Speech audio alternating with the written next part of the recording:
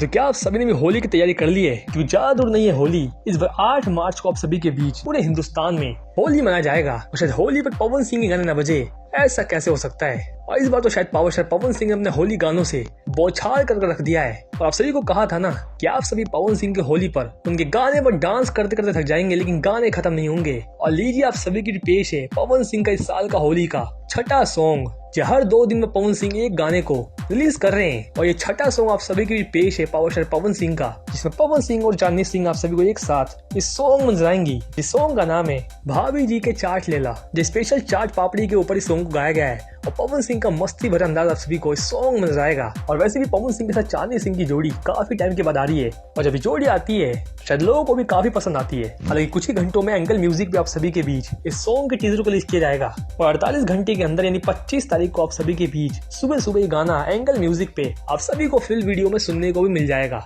वैसे इस छठे के बाद 7वां गाना भी तैयार है और लगभग 8वां गाना भी आप सभी के बीच पवन सिंह का आएगा। यानी होली के लगभग 8 से 10 गाने पवन सिंह के इस साल आप सभी को सुनने को मिलेगा। वैसे इन सभी होली सॉन्ग्स में आप सभी पवन सिंह के किस होली सॉन्ग को पसंद कर रहे हैं कमेंट बॉक्स में बताइएगा, और कौन कौन फाइनली वेट कर रहा है इस 6th सॉन्ग का। इस वीडियो में इतना ही, मिलता है नेक्स्ट वीडियो में। धन्यवाद।